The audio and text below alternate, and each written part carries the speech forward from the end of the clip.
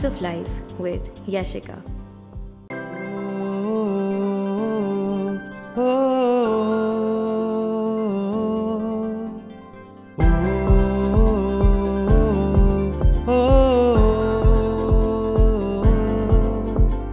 हम चल पड़े हैं, रास्ते खुलते गए, मंजिलें मिल रही हैं, अजनबी जुड़ते गए, जाना है बहुत दूर, अनजान है राहें, पर खुद पे है यकीन, अनजान है राही, हम चल पड़े हैं रास्ते। हेलो, नमस्ते, सत श्री अकाल everyone. Welcome to beats of life with Yashika, धड़कन जिंदगी की। तो ये है हमारा season 2 episode 1। It's a very very very special episode for me, क्योंकि this is a series which is very close to my heart. मैंने कभी नहीं सोचा था मैं बीट्स ऑफ लाइफ जैसा कोई कॉन्सेप्ट कभी लेके भी आऊंगी। I did not even had the minutest of idea about this thing before launching it. जब लॉन्च भी किया था मेरे पास उस टाइम पे कोई इंफ्रास्ट्रक्चर नहीं था, कोई इस तरीके से बोर्ड्स नहीं थे, मुझे लगा भी नहीं था कि मैं कभी किसी हाई प्रोफाइल गेस्ट को अप्रोच करके उनका इंटरव्यू ले पाऊंगी या उनकी जर्नी आपके सामने लेके आ पाऊंगी। पर वो कहते हैं ना, रास्ते खुलते गए, हमारे साथ लोग जुड़ते गए, हम उनसे बातचीत करते गए, कन्वर्सेशंस करते गए, कि आज मैं सीजन 2 के साथ वापस आ पा रही हूँ आप लोगों के पास। और ये सीजन पूरा का पूरा मैं अपनी नानी को डेडिकेट करना चाहूंगी, क्योंकि 2023 में जब सीजन 1 आया था तो अनफॉर्चुनेटली नानी सिर्फ इसका एपिसोड 1 ही देख पाए थे। कहीं ना कहीं उन्होंने ही मुझे कहा था, पुत्र तू इतना अच्छा बोल दी है, स्क्रीन पे कुछ ट्राई करना। उनके इस बात को कहने से ये आइडिया आया, मैं एपिसोड 1 लेके आ पाई। पर एपिसोड 1 से ज्यादा मैं नानी को कुछ दिखा नहीं पाई इस सीरीज का। So here's welcoming each one of you जो मेरी इस जर्नी में कनेक्टेड थे to the season 2। और आज का दिन स्पेशल है तो गेस्ट भी बहुत ही स्पेशल होगा for sure। So please welcome Shri Ramesh Bidhuri, जो 2 टाइम्स साउथ दिल्ली से एमपी रह चुके हैं, 3 टाइम्स कॉन्जिक्यूटिवली तुगलकाबाद कॉन्स्टिट्यूएंसी से एमएलए रह चुके हैं। एंड अपार्ट फ्रॉम दैट उनकी पर्सनालिटी ही ऐसी है कि पर्सनालिटी देख के ही आप लोग खुश हो जाएंगे कि ये इंसान हमेशा आपको फील्ड पे, ग्राउंड पे, लोगों के लिए, लोगों के बीच में नजर आएगा। रमेश जी वो इंसान है जिनको आप अगर रात के 2 बजे भी अप्रोच करेंगे ना कि सर यहाँ पे ये काम है, यहाँ पे मुसीबत में फंसे हैं, यहाँ पे एक इमरजेंसी है, तो ये आपकी हेल्प 110% करेंगे। ये आप मेरी गारंटी से मैं आपको कह सकती हूँ उस चीज के बारे में। Welcome to the show sir. नमस्कार, जय श्री राम।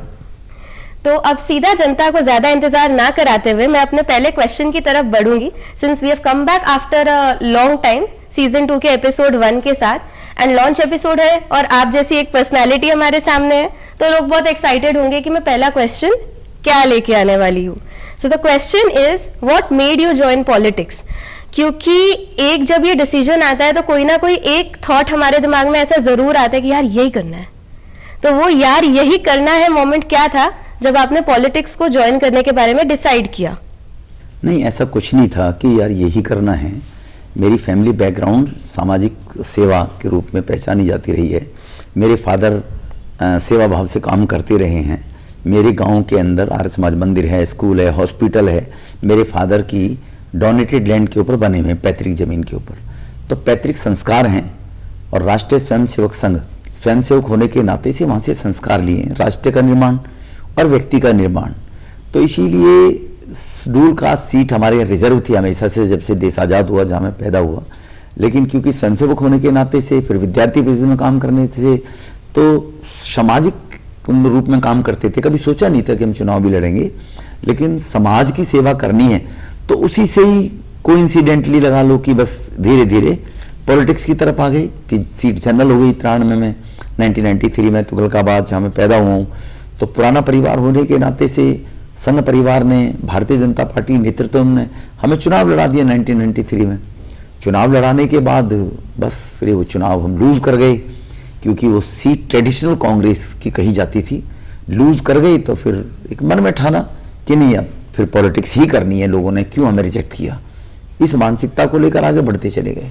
तो कहते हैं ना, कदम कदम बढ़ाए जा, जीत के गीत गाए जा, खुशी के गीत गाए जा। तो आपकी जर्नी अपने आप में एक इंस्पिरेशन है कि एक वो क्वेश्चन था, why did we lose a particular thing, हम हारे क्यों, अब हमें जीत के दिखाना है इसी चीज के ऊपर, अब हम करके दिखाएंगे।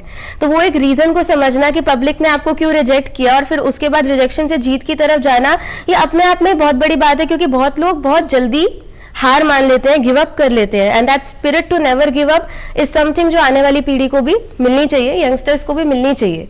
तो that is the point number 1 Janata, by the way, आप लोगों के लिए, कि कभी भी गिव अप नहीं करना चाहिए। Now my second question is, since आपने संघ की बात करी कि आप संघ के साथ जुड़े हुए थे, और संघ अपने आप में ही हमें ग्रूम करता है और बहुत सी चीजें सिखाता है लाइफ के बारे में, तो संघ से मिली एक ऐसी सीख जो आप जनता को देना चाहेंगे और आपको अब भी याद है, आपकी बहुत हेल्प करती है लाइफ में? नहीं, देखो, संघ के बारे में जनरल ओपिनियन जिन लोगों ने देखा नहीं है वो नेगेटिव ओपिनियन चलाने की कोशिश करते हैं। कम्युनिस्ट प्रवृत्ति के लोग हैं या कांग्रेस विचारधारा के लोग हैं। संघ का ना राजनीति से मतलब है और ना ही किसी प्रकार के बेनिफिट उठाने से मतलब है। संघ का काम है राष्ट्र के निर्माण में मेरा क्या योगदान हो सकता है, देश के निर्माण में, जो मोदी साहब आज देश में कर रहे हैं। संघ का काम है व्यक्ति का निर्माण कैसे हो। व्यक्ति में अनेकों प्रकार की कुरीतियां पैदा हो जाती हैं, जब उसको बचपन से ही संस्कार बढ़िया देंगे तो उन कुरीतियों से व्यक्ति बचेगा और एक अच्छे पॉजिटिव थॉट के साथ में आगे बढ़ता है। ये संघ का मेन काम है, लेकिन उसको लोग आइडियोलॉजिकली धर्म से जोड़ते हैं, धार्मिक चीजों से जोड़ते हैं, ऐसा नहीं है। तो वहाँ जो समाज के संस्कार, समाज की सेवा के संस्कार और राष्ट्र के प्रति आपके भावना आगे बढ़े, वो सीखते सीखते ही बस आगे बढ़ते चले गए। और सेवा भाव से राजनीतिक क्षेत्र में काम करना है, कहने के लिए वो कुछ भी कहते रहे, लेकिन जब से पॉलिटिक्स कर रहे हैं तो लोगों की सेवा कैसे की जा सके, कैसे कर सकें, तो सेवा के काम हम कर रहे हैं संघ के माध्यम से। तो इस संघ की ही देन है, ये संस्कार संघ के मैं मान के चलता हूँ जी। तो मैं इसमें एक चीज जरूर ऐड करना चाहूंगी for our young people again, क्योंकि यंगस्टर सोचते हैं कि हम सोशल सर्विस क्यों करें, या why should we give to the society जब हमें कोई बेनिफिट नहीं हो रहा। जबकि ये सोच मुझे कहीं ना कहीं गलत लगती है, क्योंकि स्कूल के डेज से ही मैं खुद सोशल सेक्टर में एक्टिव हूँ, कनेक्टेड हूँ सोसाइटी के लिए। मैंने चेंज लाने के लिए, चाहे वो एजुकेशन में हो या बच्चों की ट्रिप्स ऑर्गेनाइज करा के हो, वृद्धाश्रम के लिए एक एम्पैथी जगा के हो, मैंने कई तरीकों से काम किया है और मैं ये चीज़ आगे भी लेके गई हूँ और अभी आज तक भी इस चीज़ में कर रही हूँ कि लोगों तक ये मैसेज पहुँचे कि सोसाइटी आपको बहुत कुछ देती है and you must give it back to the society in some way और the other by doing good things. क्योंकि सोसाइटी आपको ग्रो करना सिखाती है। सोसाइटी में आपको अगर आप बात करो तो एक सोसाइटी के अंदर या एक कम्युनिटी के अंदर अगर आप रह रहे हो तो उसके साथ रह के आपको लाइफ अगर हार्डशिप्स दे के भी बहुत चीजें सिखाती है, तो why not to give it back. वो किसी भी अच्छे काम के माध्यम से हो सकता है। तो इसीलिए अगर मैं संघ की बात करूं तो संघ अपने आप में ही पर्सनालिटी डेवलपमेंट करता है, जो कि एक बहुत अच्छी चीज है और इसको और लोगों तक पहुंचाना चाहिए, इसी भावना को। तो वो चीज मैं हर एपिसोड में कहती हूँ कि डू समथिंग गुड। मैं आज फिर रिपीट कर रही हूँ कि do something good, good will come back to you. अच्छा करोगे अच्छा मिलेगा। Taking this to the next question, since हमने यूथ इतना बोला स्टार्टिंग से, तो आपकी एक मैंने पर्सनालिटी देखी है खुद। जब आप एमपी थे यहाँ पे तब मैं बीजेपी से जुड़ी थी और तब मैं आपसे पहली बार मिली थी ई ब्लॉक मंदिर में। वो फोटो भी अभी तक मेरे पास है जब मैं पहली बार मिली थी। तब से लेके अब तक मैंने आपकी कार्यशैली के बारे में सिर्फ सुना ही सुना था लोगों से, तब मुझे देखने का मौका मिला कि आप कैसे काम करते हो।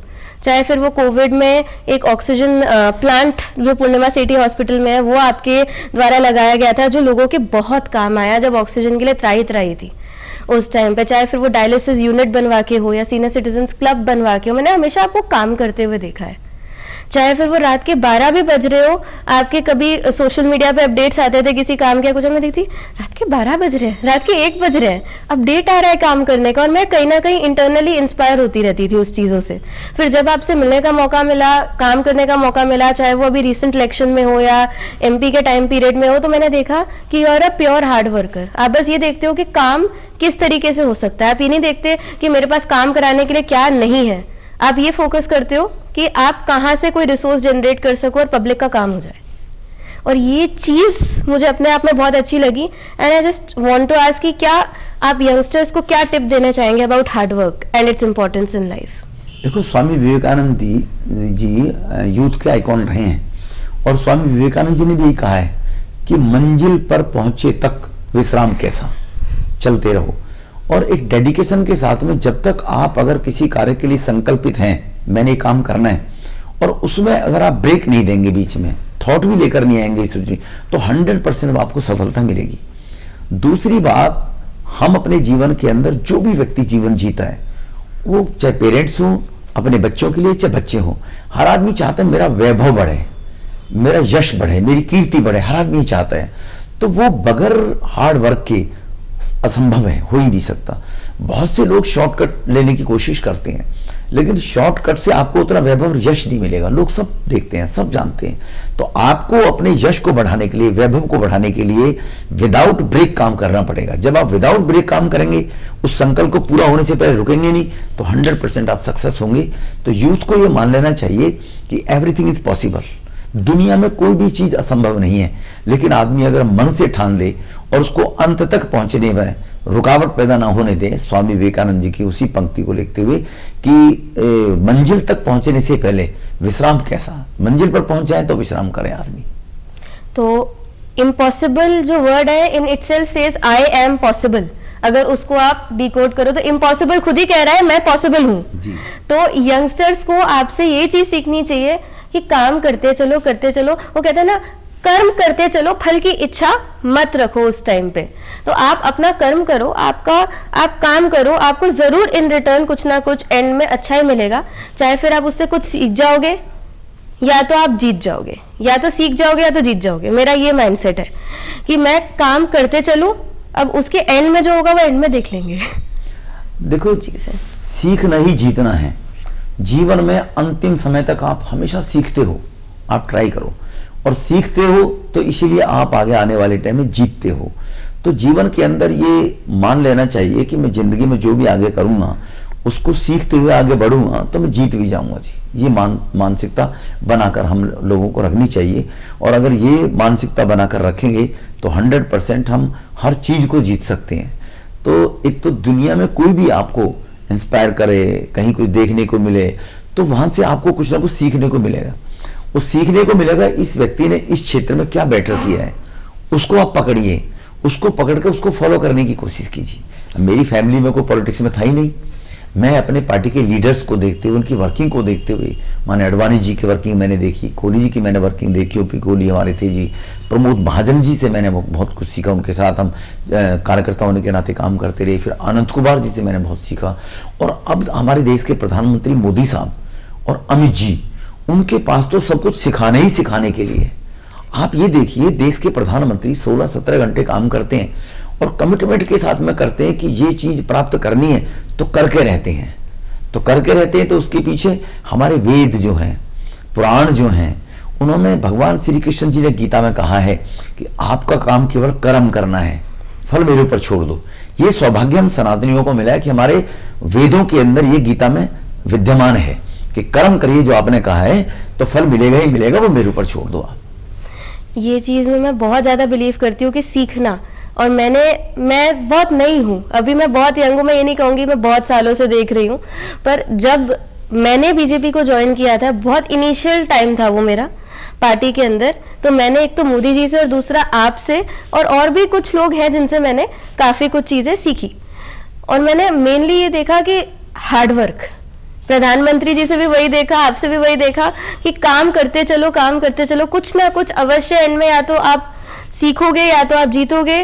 और वो माइंडसेट रहना चाहिए कि हार गए तो क्या हुआ, बहुत कुछ सीखा मैंने इस चीज से, उस पर मैं वर्किंग करूंगी तो हो सकता है मैं परफेक्ट, तो मैं कभी भी नहीं कहूंगी आप हो सकते हो लाइफ में, परफेक्ट आप कभी नहीं हो सकते। तो लेकिन मैं कहूंगी कभी ना कभी तो कुछ ऐसा आप कर ही जाओगे उसके बाद जो एक इम्पैक्ट लाएगा सोसाइटी पे। क्योंकि ऐसे भी लोग हैं जो आपको देख के शायद इंस्पायर होते होंगे, तो इसलिए मुस्कुराना कभी मत छोड़िए, काम करना कभी मत छोड़िए। और यंगस्टर्स में एक बहुत मैंने माइंडसेट ये देखा है कि यार अब मेरे से नहीं हो रहा, मैं हार गया, मैं लाइन ही चेंज कर लेती हूँ अपनी। लेकिन मैं हमेशा कहती हूँ ऐसा नहीं होता। इट्स नॉट दैट कि एक बार अगर आपको असफलता मिली, दूसरी बार आपको असफलता मिली, आपको फिर मिलेगी, आप कभी ना कभी कर जाओगे। मैं हमेशा ये कहती हूँ just do it, not taking it to the next question. हम अकेले कभी नहीं जीतते, हमारे पीछे और भी बहुत लोग होते हैं जिनका हमें जितवाने में या हमें कहीं पहुंचाने में, एक मुकाम तक पहुंचाने में हाथ होता है। तो आपके पीछे भी आपकी फैमिली का हाथ अवश्य रहा होगा, एक बहुत बड़ा रोल होगा। तो उसके बारे में आप देखो, हर जीत के पीछे टीम वर्क होता है। विदाउट टीम वर्क के आप कुछ प्राप्त कर ही नहीं सकते। आप इनिशिएटिव ले सकते हो, आगे बढ़ सकते हो, लेकिन आपके हेल्पिंग हैंड जब तक नहीं होंगे, टीम वर्क आपके साथ नहीं होगी, वो सपोर्ट आपको नहीं करेगी, तो आप कभी भी संपूर्ण रूप से विजय प्राप्त नहीं कर सकते हो। तो इसलिए वो तो स्वाभाविक है, टीम वर्क होगी, उसमें फैमिली फ्रेंड भी होते हैं, फैमिली भी होती है, और फैमिली का तो बहुत ही बड़ा त्याग और योगदान होता है स्पेसिफिक फॉर पॉलिटिक्स। अब देखो आप, मैं मेरे जीवन के अंदर मेरे 3 बच्चे हैं, कॉन्वेंट स्कूल में पढ़े हैं, और मैं जब से पॉलिटिक्स मैंने ज्वाइन की तो छोटे से थे वो 1992-93 के अंदर। तो मैंने 2 रात के लिए अपनी फैमिली और अपने बच्चों के साथ मैं कभी दिल्ली से बाहर नहीं गया।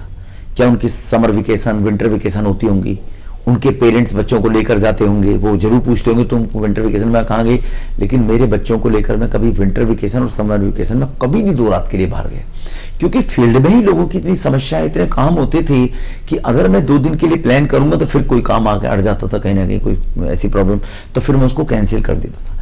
तो मेरे जीवन के अंदर मैं कभी भी मेरे फैमिली के साथ 2 रात के लिए दिल्ली से बाहर नहीं गया कभी भी, पूरे जीवन के अंदर। तो त्याग तो फैमिली का होता ही है, सेक्रीफाइस होता है उनका। तो मेरे बच्चों का सेक्रीफाइस उन्होंने भी देख लिया, हमारे पापा हार्ड वर्क करते हैं और हमारे पापा कुछ एम्स को लेकर काम कर रहे हैं, तो हम उसमें डिस्टर्ब ना करें।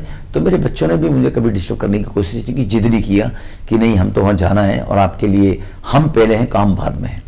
तो फैमिली को तो इस बात के लिए थोड़ा त्याग करना ही पड़ता है। इसलिए मैं शुरू से कहती हूँ रमेश भिथुड़ी is a man of his work, and आप development man of south Delhi के नाम से भी बहुत ज़्यादा इस वजह से जाने लगे, और फिर उसके बाद लोगों ने अप्रिशिएट करना शुरू किया, लोगों ने चीज़ों को देखना शुरू करा।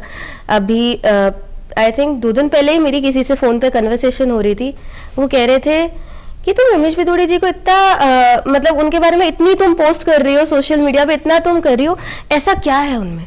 मैंने बोला he is a man of his work, ये है उनमें। मैंने 12-12 बजे तक, 1-1 बजे तक उन्हें काम करते हुए देखा है। तो आज मैं 3-4 बजे तक अपने कॉलेज का काम अगर लेके बैठती हूँ तो छोड़ती नहीं हूँ। आज मैं शायद ये क्रेडिट आपको दूंगी कि मैं अपनी यूनिवर्सिटी भी जाती हूँ, कोचिंग भी लेती हूँ, शाम को अपना कॉलेज का भी काम लेके बैठती हूँ, और सोशल सेक्टर में, पॉलिटिक्स में भी कहीं ना कहीं समाज सेवा में बाहर निकल के आ पाती हूँ। तो एक क्रेडिट तो डेफिनेटली मेरे पेरेंट्स का है कि मुझे फुल सपोर्ट है बैकग्राउंड में एज अ फैमिली की, तो कर जो करना है। उन्होंने कभी मुझे ये कह के रोका नहीं कि ये मत कर, वो मत कर, कहते करो जो करना है, आगे बढ़ो। और एक मैं कहीं ना कहीं कहूँगी मैंने आपसे ये चीज़ सीखी है और देखी भी है करते हुए, और वो चीज़ ये आई थिंक ये 2-3 साल का ही चेंज होगा। मैंने ये कहना बंद कर दिया ये मैं नहीं कर सकती, अब मैं करके देती हूँ results. Now taking it ahead, family का जो हमने सपोर्ट की इतनी बात करी, तो कहीं ना कहीं एक त्याग, एक सेक्रीफाइस देखा। तो आपके बच्चों ने भी आपसे ये चीज़ सीखी है, ये हमने नोट किया था इस इलेक्शन में, क्योंकि उनका और आपके वाइफ का और सबका एक हार्डवर्क हमको निखर के आते हुए दिखा था। They were also on ground with you, it was not you alone, it was a team behind you standing strong. तो अब नेक्स्ट क्वेश्चन पे हम आते हैं। अभी हमने बहुत सीरियस बातें करी और बहुत एक हार्टफेल्ट नोट तक हम पहुंच गए, तो क्यों ना ऑडियंस को कुछ एक फन मेमोरी भी बताई जाए आपके कॉलेज डेज से या अभी से, जो आपको अभी तक याद है और आप हंस देते हो उसको सोच के। नहीं, कोई फन मेमोरी कोई भी नहीं है। मैं कॉलेज के टाइम, स्टडी के टाइम भी अपना बिजनेस को देखता था। मेरे फादर और मेरे भाई ने तो ये सोचा कि शायद पढ़ना नहीं चाहता, आपको कॉलेज पढ़ने के लिए भेजा है तो आप बिजनेस की तरफ क्यों ध्यान देते हैं। ट्रांसपोर्ट मेरे पिताजी का काम, stone crusher, spare part, motor spare part की शॉप्स वगैरह, मैं वहाँ 4 घंटे का टाइम स्पेंड करता था। यहाँ तक कि भी मेरे ग्रुप में हमारी जो लड़कियाँ थी या लड़के थे, वो भी इस बात को मानने लगे थे कि रमेश जी तुमने 4 बज गई, तुम्हें तो अपनी दुकान पे जाना होगा स्पेयर पार्ट की पे। तो मेरे को फैमिली फ्रेंड के साथ साथ मेरे कॉलेज के फ्रेंड भी ऐसे मिले कि वो मेरे काम में कभी इंटरफेरेंस ऐसे नहीं करते थे और मुझे आगे बढ़ाने के लिए वो प्रेरित करते थे कि नहीं आपने तो दुकान पे, अपनी दुकान पे भी जाना है, अब आप चले जाओ, अब आप हम यहाँ जो भी कॉलेज टूर पे जाना है, कॉलेज में गप्पे मारने बैठने, वो नहीं करते थे। तो मेरे लिए काम सबसे प्रायोरिटी रहा है। तो काम प्रायोरिटी रहा, तो उस प्रायोरिटी के पीछे ही एक मुझे लगा कि अगर आप कुछ कर पाओगे जीवन के अंदर तो ही लोग आपको लाइक करेंगे, अगर कुछ कर नहीं पाओगे तो लोग आपको लाइक नहीं करेंगे जी। और एक पहले से, बचपन से ही मेरे अंदर लीडरशिप की क्वालिटी, कि भाई जो भी चीज ग्रुप के अंदर, अगर होटल पे, रेस्टोरेंट में खा रहे हैं तो पेमेंट मैंने ही करनी है। मैं किसी के सामने ये नहीं करता था कि नहीं ये पेमेंट करेगा, वो पेमेंट करेगा, छोटे मोटे लालचबाजी देकर, और हर चीज को इनिशिएटिव लेकर मैं पहले करूं, इनसे पहले मैं करके दिखाऊं कि ये मुझे फॉलो करें। मैं किसी को फॉलो नहीं करना चाहता, मैं अपने बड़ों को फॉलो करना चाहता हूँ, इंस्पायरेशन जिन लोगों से लिए। लेकिन एक ग्रुप के लोगों से फॉलो करने से सीख सकते हो, आप उनकी वर्किंग कर सकते हो, लेकिन अब लोग आपको फॉलो करेंगे तभी आप लीडर कहलाओगे। तो उसके लिए क्या करना पड़ेगा आपको? आप अगर किसी से एक्सपेक्ट करते हो कि ये व्यक्ति 3 घंटे काम करे, तो आपको फिर 4 घंटे काम करना पड़ेगा। अगर आप खुद 2.5 घंटे काम करोगे और दूसरे से एक्सपेक्ट 3 घंटे का करोगे, नेवर, आप उनसे काम ले ही नहीं सकते। आप उनसे तभी काम ले सकते हो कि जब तुम 6 घंटे करो और तुम उनसे एक्सपेक्ट करो कि ये 4.5-5 घंटे काम करें, लोग तभी करते हैं फिर। तो ये इस चीज से मिलता है मिलेगा। ये आपने बहुत एक बड़ी बात कह दी, समझने वाला इसको जरूर समझ जाएगा। जिसने, खैर जिन्होंने नहीं समझना होगा उनका तो मैं क्या कहूँ, पर जो समझने वाला इंसान होगा वो डेफिनेटली समझेगा, इंक्लूडिंग मी। क्योंकि एक स्टेज आती है लाइफ में, यंगस्टर्स के अंदर आती है, मैंने स्कूल में भी ये बहुत फेस किया, कॉलेज में भी ये बहुत फेस किया, जजमेंट, पीयर प्रेशर, कि मेरे फ्रेंड्स तो अगर रेस्टोरेंट में जाके चिल कर रहे हैं और मैं यहाँ पे ट्यूशन पढ़ाने के लिए भाग रही हूँ कॉलेज से, और वो भी होम ट्यूशन पढ़ाने के लिए भाग रही हूँ, ऐसा क्यों? तो वो एक कहीं ना कहने लगे, यार ये कर रही है, ये तो वो कर रही है। लेकिन एक चीज मैंने इससे सीखी कि ये जो कर रहे हैं वो मुझे क्यों करना है, जो मैं कर रही हूँ उसके पीछे एक हायर एम है, कुछ सोच के मेहनत कर रही हूँ, क्यों नहीं मैं उसे कंटिन्यू कर सकती? अगर मैं कॉलेज में चिल करने के लिए स्टे बैक नहीं करती, भागी भागी निकल जाती हूँ, दैट्स ओके। एक स्टेज पे आके वो चीज मैंने रियलाइज की, दैट्स ओके, काम करते रहो, चलते रहो। तो ये मेरी अकेले की बात नहीं है, ये मैंने अपने स्टूडेंट्स में भी देखा है, और अब तो ज्यादा देखा है आफ्टर कोविड, कि बच्चे मुझसे कहते हैं मैम स्कूल में मुझे ये बंदा ये कहता है, ये बंदा ये लेके आता है, पर पापा मुझे तो ये चीज नहीं देते। मैं बोले बेटा जरूरी थोड़ी है, अगर सामने वाला जहर खाता है तो पापा तुझे भी जहर ला के दे दे। मेरी ये लाइन उस टाइम मुंह से निकली थी कि जरूरी थोड़ी है जो सामने वाला कर रहा है वो आप भी करोगे। तो वो एक चीज आपने अभी की बहुत अच्छी और एक ये बहुत बड़ी बात बोली है जो हमें सीखनी चाहिए, एंड 110% सीखनी चाहिए, कि आप अपनी राह जो आपने पकड़ी है आप उस पर फोकस करो, अपने फोकस को किसी भी सिचुएशन पे हिलने नहीं देना।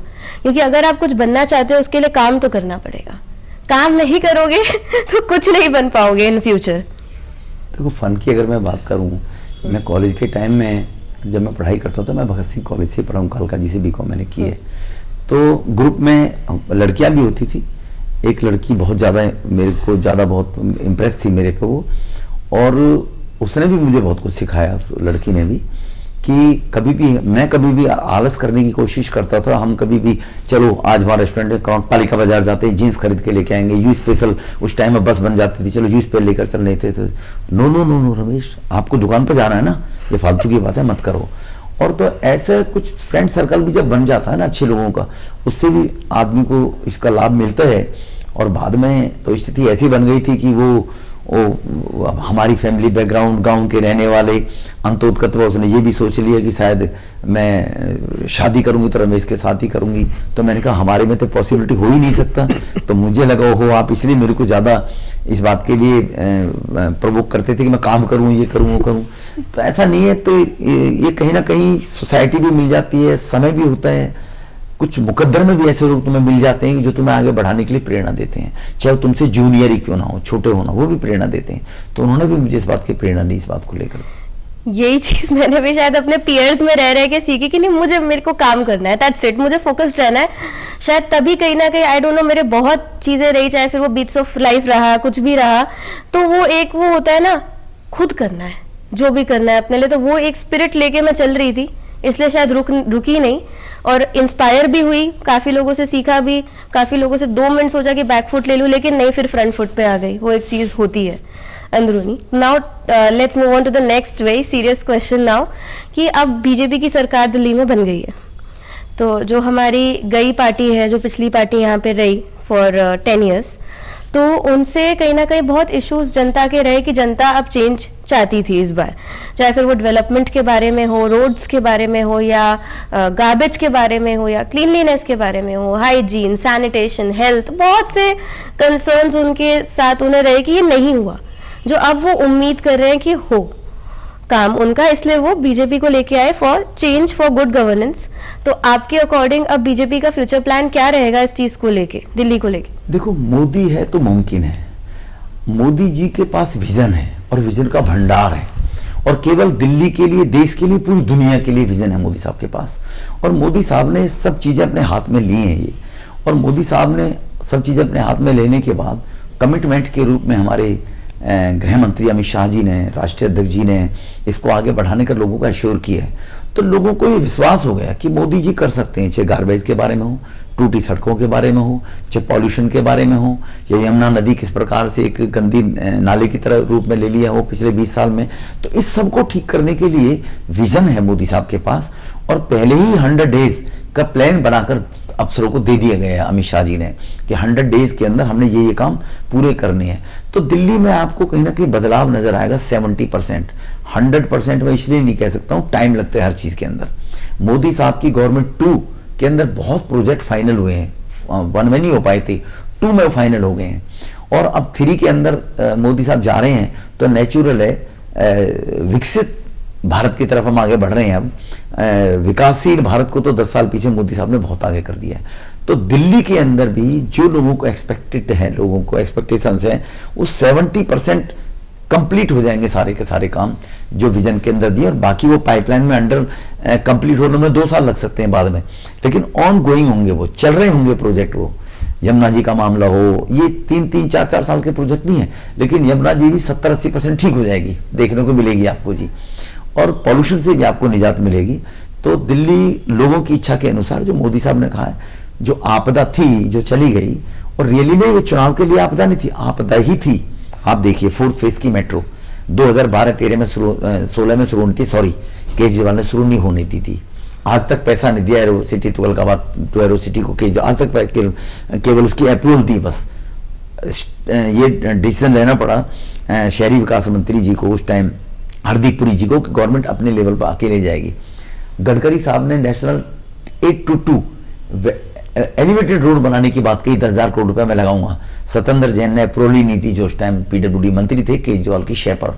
ये मैं 18-19 की बात करूं, उसके लिए गडकरी साहब को फिर डीएनडी से और बदरपुर के लोगों को रिलीफ देने के लिए बॉम्बे हाईवे में जोड़ने का नया प्रोजेक्ट तैयार करना पड़ा गडकरी साहब को।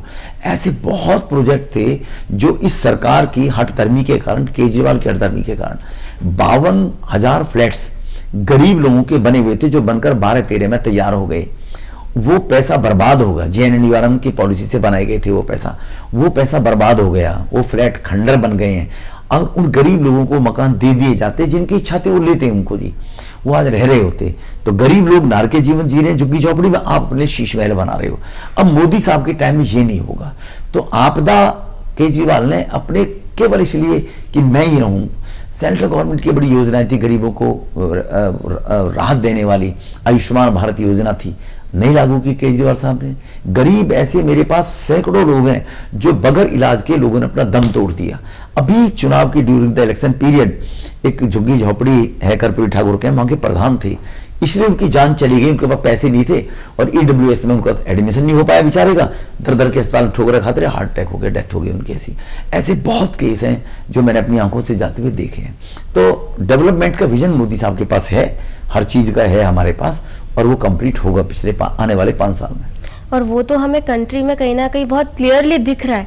हम सोचते थे इंडिया में हो रहा है, दिल्ली में क्यों नहीं हो रहा है यार, दिल्ली में। तो अब वो दिल्ली में भाजपा सरकार जो बनी है मोदी जी के लीडरशिप में, उससे बहुत उम्मीदें हैं। और फिर हमने देखा भी है, चाहे फिर वो वंदे भारत ट्रेन ही ले लीजिए। अभी मैं रिसेंटली वंदे भारत से कटरा तक गई थी, एंड इट इज अमेजिंग। किसी भी वर्ल्ड क्लास आप एयरप्लेन की सीट्स देखें और वंदे भारत की देखें, तो अब हम वो कंपेरिजन कर सकते हैं, हम इक्वल उस चीज में आए हैं। एक रैपिडली हम एक जगह पे, कहा मेरे को 13-13 घंटे लगते थे उस जगह पहुंचने में, कहा हम 8 आवर्स में उस डिस्टेंस को अब कवर कर लेते हैं। वो चेंजेस हमने कहीं ना कहीं कुछ यहाँ पे होते हुए देखे, और अब पूर्णतः वो चीज यहाँ पे होगी, पूरे तरीके से होगी। फिर चाहे आप ले लीजिए, मुझे कश्मीर के लोग आयुष्मान योजना के बारे में बता रहे थे। कश्मीर से समबडी केम इन, हमारे फर्स्ट फ्लोर पे उनका एक फ्लैट है और वो कश्मीर में रहते हैं वैसे। तो वो आए और उनसे मेरे को सुनने मिला कि आयुष्मान योजना तो कश्मीर में चल रही है, लोगों के पास आयुष्मान कार्ड्स है। सुन के इतना अच्छा लगा था दिल को वो चीज, कि अब वो हम कहीं ना कहीं दिल्ली में भी देखेंगे, एक्सपीरियंस करेंगे। So now moving on towards one of my concluding questions, जो कि अगेन एक मैं फन एलिमेंट कहूँ या लर्निंग एलिमेंट कहूँ, दोनों ही है एक तरीके से। आपके रूट्स आपने बताया था गांव के हैं, आप विलेज को बिलोंग करते हैं, तो और हम ये भी देख रहे हैं कि आप फिट एंड फाइन हैं, बिल्कुल फिट रहते हैं हर तरीके से। और मैंने बहुत बार आपको देखा भी है कि आप एक रूटीन फॉलो करते हैं प्रॉपर, चाहे वो हेल्थ से रिलेटेड हो, हर चीज से रिलेटेड हो, उसमें कोई गांव का रोल भी रहा होगा कहीं ना कहीं, उस लाइफस्टाइल का असर भी होगा। क्योंकि शहरी इलाकों में हम लोग तो बड़े जल्दी बीमार हो जाते हैं देखा जाए तो, as compare to someone like you जिन्होंने एक लाइफस्टाइल देखी है। तो आपकी फिटनेस का राज जनता तक आप बताएं। नहीं देखो, फिटनेस के पीछे ये जो आजकल हम बाहर की चीज़ें खाने लगे हैं वो बॉडी पे साइड इफेक्ट डालती है। हम गांव के रहने वाले लोग हैं, हम सादा खाना खाते हैं, बिल्कुल घर का बना हुआ खाना खाते हैं। आपको विदाउट ब्रेक आधा घंटे सुबह 100% एक्सरसाइज योग करना चाहिए, हर व्यक्ति को करना चाहिए। आप अगर 30-32 साल से ज़्यादा ऊपर चले गए तो आप करेंगे तो हमेशा फिट रहेंगे आप। तो इसीलिए आधा घंटा योग मिनिमम करना ही करना चाहिए, जो मैं रेगुलर करता हूँ। मुझे पता नहीं लास्ट में कितने साल से कर रहा हूँ, 25 साल से कर रहा हूँ, 30 साल से कर रहा हूँ, पर मैं आधा घंटा, कभी कोई इमरजेंसी हो जाती है, कोई घटनाएं हैपनिंग कुछ ऐसी घट उस दिन नहीं कर पाता, साल में 6 महीने का बार, तो आपको सुबह फिट रहने के लिए आधा घंटा योग एक्सरसाइज दोनों मिलकर करनी चाहिए, फिट रहेंगे। और खाना खाते वक्त हमें ये एहतियात बरतनी चाहिए कि हम जो जीभ को टेस्ट देने के लिए, स्वाद के लिए कुछ चीज़ें खाते हैं, वो अंदर खाने सब गड़बड़ करती है। कड़वी दवाई जो होती है वो शरीर को जल्दी ठीक करती है, कहावत है। तो इसीलिए कुछ चीज़ें टेस्टेड तो हमें अच्छी नहीं लगेंगी स्वाद के लिए, लेकिन वो शरीर के लिए फायदेमंद होती है, तो उन चीज़ों का हम उपयोग करते हैं गांव में रहते हुए। शायद यही चीज़ है। दूसरी बात है स्ट्रेट फॉरवर्ड, कोई मन में हम विकार पैदा करते रहें, घुटते रहें, सोचते रहें, जो मन में आए बोल दिया जाए। किसी को बुरा लगेगा, लग रहा होगा, कोई बात नहीं है, लोग उसको क्रिटिसाइज भी करेंगे, आप उसको, लोग ये भी कहेंगे। बहुत पढ़े लिखे लोगों को मैंने देखा, नाम के पढ़े लिखे, लेकिन कैसी वाहियात बातों को करते हैं। लेकिन गांव के लोगों की बातों को लोग पकड़ लेते हैं, बाहर के लोगों की बातों को लोग पकड़ते नहीं है। तो ये थोड़ा अंतर है। लेकिन अपने अंदर मन में किसी के प्रति ऐसे विकार पैदा करके गलत बात रख के अपने पेट में रखो और उसको ये सोचो मैं इसका ये कर दूंगा, वो कर दूंगा, वो अपने मन के अंदर भी जब विकार पैदा होते हैं वो भी बॉडी को खराब करते हैं। इसलिए दूसरे के प्रति दुर्भावना, हीन भावना, किसी का नुकसान करने की भावना मनुष्य को मन में नहीं रखनी चाहिए। सबका भला हो। और ये भी हमारे वेद हो, सर्वे भवन्तु सुखिनः सर्वे सन्तु निरामया। ये भी हमारी जो संस्कृति है सनातन, ये हमें सिखाया गया कि दुनिया में सबका भला हो, सब निरोगी रहें, तो आप ऑटोमेटिकली आपका परमात्मा भला करेगा। ये दो चीजें बहुत बड़ी आपने कर दी। अगेन योगा एंड मेडिटेशन की इंपॉर्टेंस के ऊपर, ये हम करेंगे तो मन शांत रहेगा। दूसरी बड़ी चीज हमने सुनने को मिली मेंटल हेल्थ। आजकल ये एक बहुत बड़ा इशू है लोगों की मेंटल हेल्थ के ऊपर, कि लोग अपने मन में चीजें रखते रहते हैं, फिर वो दबती चली जाती हैं और फिर वो आपको परेशान करेंगी। फिर एक ना एक दिन तो वो चीज़ बाहर आके ही रहेगी। तो इसलिए उसे अंदर नहीं रखना चाहिए। अगर आपके मन में कुछ है उसे कह देना चाहिए, बता देना चाहिए सामने वाले के सामने। खुल के अपनी बात रखो, स्ट्रेट फॉरवर्ड रखो। ये मत सोचो उसे बुरा लग जाएगा, ये हो जाएगा, वो हो जाएगा। अरे तुम्हारी जो हानि हो रही है वो कोई कम है क्या उस चीज़ को ना बोल के? तो उस चीज़ को एक्सप्रेस हमें खुल के करना चाहिए। हम अपने इमोशंस को दबा लेते हैं, तभी हम कहीं ना कहीं और ज़्यादा इम्पैक्ट होते जाते हैं फिजिकली भी। तो on that very good note हम एपिसोड को कंक्लूड करना चाहेंगे। लेकिन उससे पहले मेरे एपिसोड का एक छोटा सा रिवाज है जो मैं पूरा करना चाहूँगी। हम धड़कनों को धड़कनों से जोड़ते हैं। मैंने बोला था beats of life with Yashika धड़कन जिंदगी की का सीजन 2 है, तो सीजन 1 का एक रिवाज हम कंटिन्यू करते हुए एक मीठा मिठास भरा तोहफा आपके लिए लेके आए जो हम देना चाहेंगे। ये तो मेरे पे उल्टा परिवार हो गया। ये तो हमारा रिवाज है, एक मेरा 13 एपिसोड से चला आ रहा है, तो वो सीजन 2 में भी चलेगा अभी। आपकी एक लाइन है वो समुद्र वाली जो इतनी फेमस हो गई, ऐसा लगता है बनी ही आपके लिए, शायद किसी और ने वो कही थी, परंतु आपके फोटोग्राफ्स और वीडियोस के साथ मैंने वो इतनी बार देखी है कि मैं आपके मुंह से सुनना चाहूंगी वो लाइन एक बारी जनता को भी। नहीं, कभी कभी कुछ लोग किसी की लैग पुलिंग करने के बाद और नीचे दिखाने के लिए एक किसी के पीछे लग जाते हैं और मैं इसको समाप्त कर दूंगा, मैं इसको खत्म कर दूंगा, इस मानसिकता से लग जाते हैं नेगेटिविटी को लेकर। तो उसमें वो समुद्र पर अच्छी तरह लागू होता है कि मेरा पानी उतरता हुआ किनारे घर मत बना लेना, समुद्र हूँ लौट के फिर आऊँगा। क्योंकि जब समुद्र आता है भाव को लेकर तो वो सबको बहा ले जाता है। तो कभी कभी समुद्र जब सूर्य उदय होता है तो समुद्र नीचे चलता चलता चला जाता है। जैसे ही सूर्य अस्त होता है तो समुद्र जलोरे मार के फिर लौट कर, तो दिन में समुद्र नीचे उतर गया तो कोई वहाँ पर अगर किनारे पे घर बना लेगा तो शाम को जब समुद्र दोबारा लौट कर आएगा उसको बहा के ले जाएगा। तो कोई ये गलतफहमी में ये घर बनाने की कोशिश ना करे कि भाई अब तो मेरा परमानेंट कब्जा हो गया। तो कुछ इस प्रकार की जैसे कई प्रकार की चीज़ें लग जाती हैं और किसी के पीछे मिलकर हम इसको घेर कर ये कर लेंगे वो कर लेंगे, तो इसमें हिम्मत आदमी को रखनी चाहिए और फिर आगे मैं इसका मुकाबला करूँगा और मुकाबला करते हुए हम इस चीज़ को फिर विजय प्राप्त करने के रूप में लेंगे।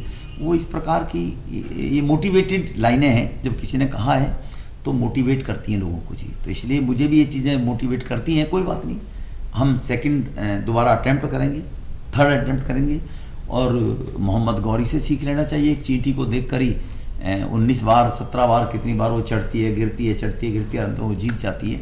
तो इन चीज़ों से मोटिवेशन मिलती है। तो रमेश जी ने ऑलरेडी मेरे एपिसोड को एक बहुत अच्छा कंक्लूजन दे दिया है, तो आज मेरे कुछ कहने की मुझे जरूरत नहीं लगती। सो आई वुड जस्ट से कि हम लौट कर आएंगे एक नए किस्से, एक नए किरदार, एक नई कहानी के साथ। तब तक इस एपिसोड को देखिए, लाइक कीजिए, सब्सक्राइब कीजिए, शेयर कीजिए और मेरे नेक्स्ट एपिसोड का वेट कीजिए। और तब तक इस एपिसोड पे कमेंट्स कीजिए अच्छे अच्छे। Thank you. खुलते गए मंजिलें मिल रही है, अजनबी जुड़ते गए।